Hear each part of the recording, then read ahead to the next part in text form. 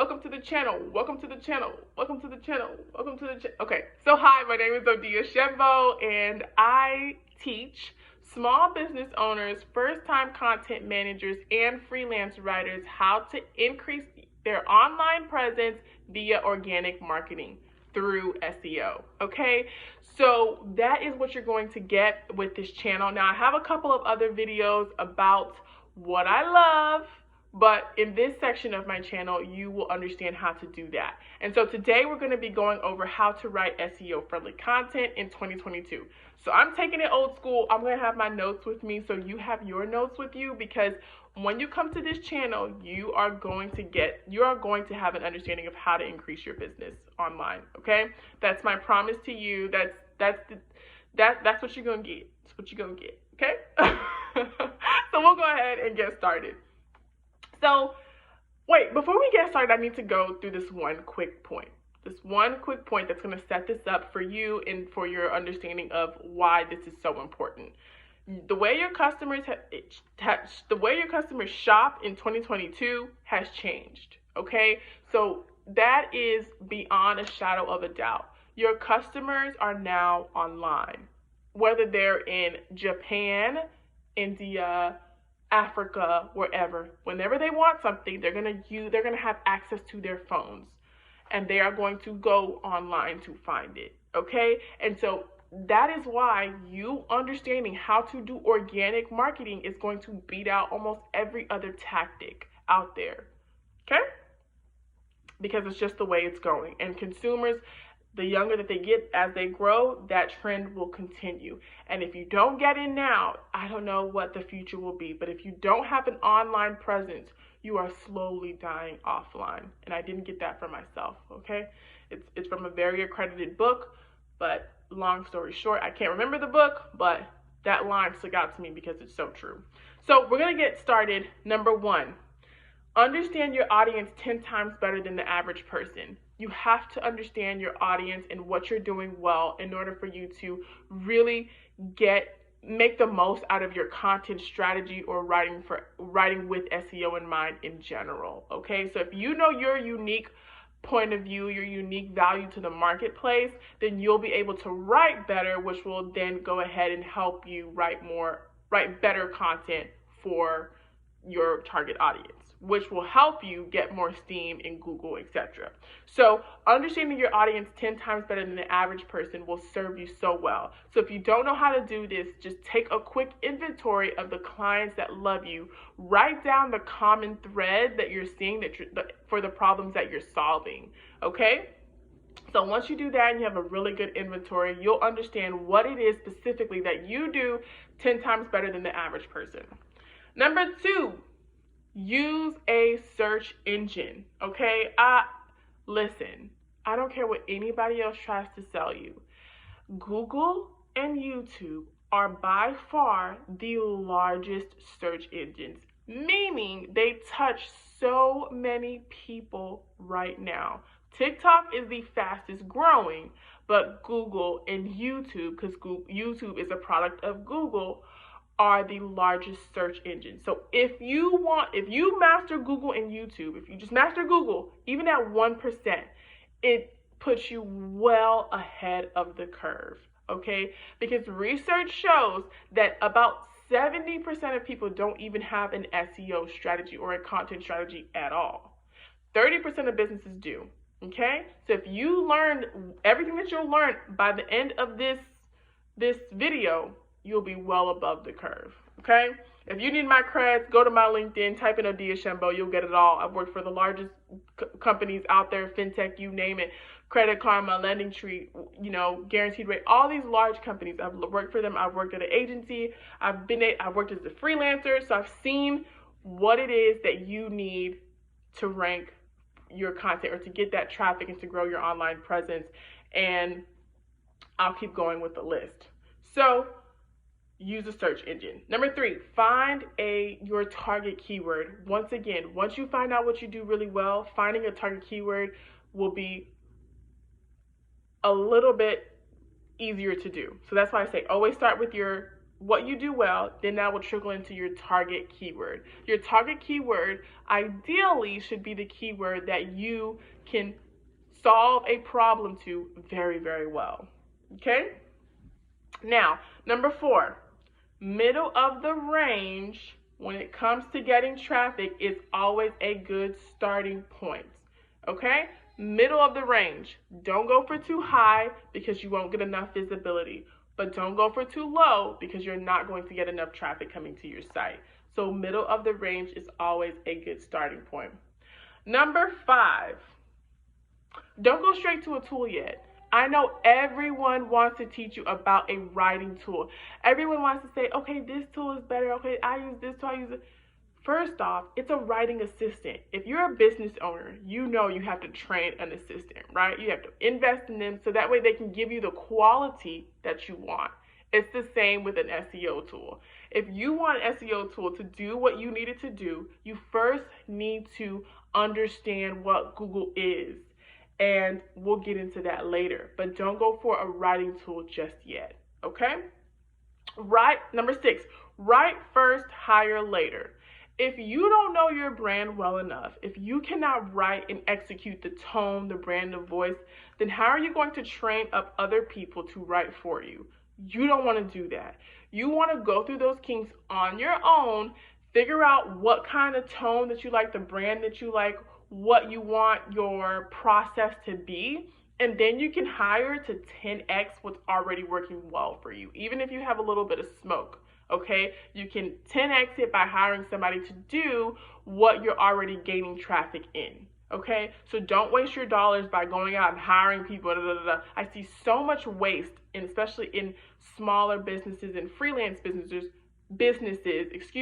they waste so much money. I'm like, don't waste, just learn the basics. Just put a couple of hours in, put it in while you're jogging, get a really good, get a course, because don't piecemeal it. That's another thing. But just invest a little bit of time, and it will take you leaps and bounds, okay, than your competition. So just invest a little bit of time into writing first and learning first about the tool that you're using, which is Google, okay, the search engine that you're using. That goes into my next tip. Tip number 7, understand the fundamentals of Google, okay?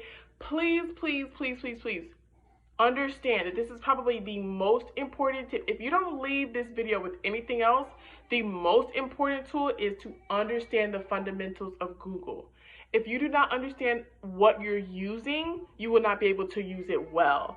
It's like you can have a blow dryer, but if you don't plug it into the wall, it won't work.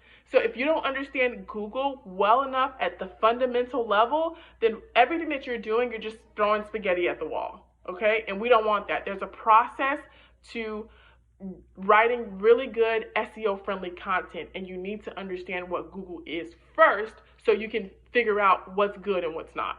Okay? So that's the most important tip. But we're going to move on to tip number 8.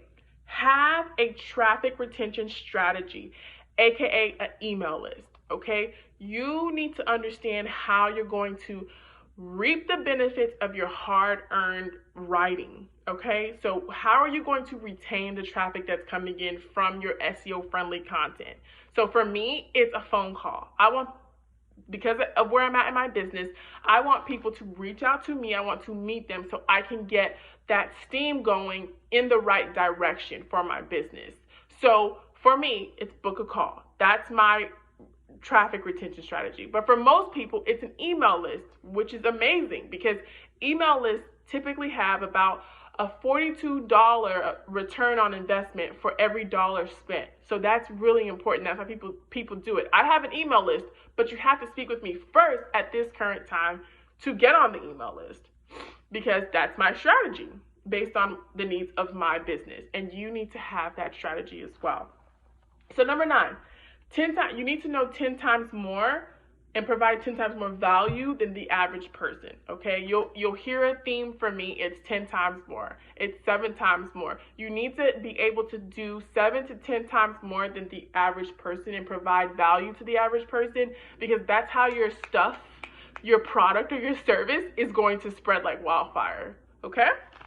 Especially in this age. And that's important when you write, because you need to know what's working when you write, okay? Or what service you're selling, and you need to be able to do that better than anyone else. So when it starts popping off, you get the benefits of that, okay? Number 10, when you're writing, please do not keyword stuff, okay? Don't think that you're doing SEO because you've put the keyword in 30 times. No, that's you piecemealing it, but you need to just, I know, I hate to say what you need, but I pretend I'm a doctor and pretend you're coming to me to cure the ailment of not bringing in traffic. You need to take this medicine and you need to not keyword stuff, okay? That's like you cheating on your diet. You don't need to do it. You don't need to keyword stuff. It's not going to yield anything, okay? Google is far more sophisticated than that, okay? You need to start with an SEO outline first, okay? You need to start with an SEO outline. That outline should include internal, external links. It should include, the title suggestions that you're thinking, meta description. It should include schema markup. So I'm going to give you a rationale. It should include about 60% of on-page research, right? Your primary, secondary, semantic keywords. It should include that. But then it also should include some elements of social signals that you're on-page and off-page SEO. Then it should include some technical components. See? The fundamentals are getting a little bit more tricky if you want to write with SEO in mind. But those are the critical components to your SEO outline. And you should do that first because you need to know the problems that you're solving for. And that's why SEO is so powerful. And that's why writing for SEO is so powerful, hence, if you do it correctly. So start with the SEO outline first, okay? Research. If you start with the SEO outline first, you'll have all of the research to give you exactly what you need to write for and exactly what problem you're solving for. Okay? Okay? All right. Number 13, cite external factors. External links. Cite those. Okay? Do it right, and we'll explain how to do it right, but you really just want to cite external factors. Okay? Now, I'm giving you a little bit because I don't want to confuse you. I can tell you all these extra things that when you cite it, you need to put this tag and that tag, but you need to learn the fundamentals first. I'm not going to give you a really confusing video. You need to cite external factors. You need to have a mix between some links that are coming from your page, from your other articles, and then some links that are coming from the outside, okay? Now, number 14, or you're pointing them to the outside, excuse me. Yeah. So, number 14, start with a hub page first. So whenever you have your target keyword, that target keyword should be your bread and butter keyword, okay? So the reason why you're starting with that first is because you want Google to see that page as a priority. You're going to continue to optimize it and make it the best presentation ever. But if you start off with that first, it's going to be awesome because Google will continue to, as you continue to fine tune this page, Google is going to continue to say, hey, this person's really working on this page. So this is what's important and this is what we should show to the world. And that's the prioritization that Google will take when it looks at your website. And so you'll learn all this when you learn the fundamentals of Google, okay? So start with the hub page first. Now, number 15, your headings need to be optimized. There's nothing around that. Your headings just need to be optimized, okay? So we're just gonna, your headings just need to be optimized. H1s through H6 need to be optimized. I go online and I see so many of y'all that could just start, if you just started there, we'd already be like 30% upwards. So your headings need to be optimized. Number 16, use Yoast at the beginning. It's a fundamental. You should use it every single time. Use the Yoast plugin. It's a WordPress or a plugin that you can get via WordPress. Use the Yoast, but quickly go on from there. Yoast is like a skeleton. Okay, it's like the skeleton of SEO.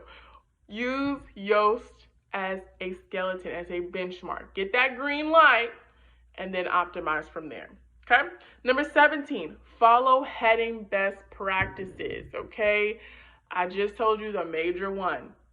Please, please, please let them be optimized. That means include some relevant primary, secondary, semantic keywords in there. Just like how I'm having a conversation with you and it's touching on multiple points of different sides to the coin to get the point across, Google understands that that's how we communicate. So you want to optimize your headings with all of those primary, secondary, and semantic keywords.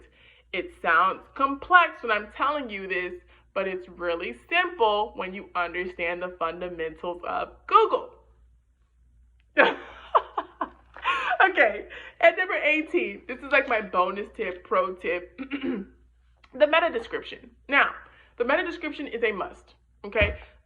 I'm your teacher, and I'm telling you, the meta description is a must. You cannot have a page without the description of a page. It's like whenever someone is describing me, they can describe me like, oh, okay, depending on the day. Depending on the day, they can say, oh, okay, she's nice, she's friendly, or whatever.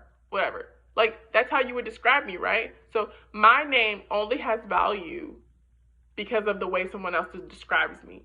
Meta descriptions are the same way. Yes, you have a name, right? That's the title of the page. But if your meta description is not optimized, and it must include your target keyword, okay? That's a non-negotiable. It must include your target keyword.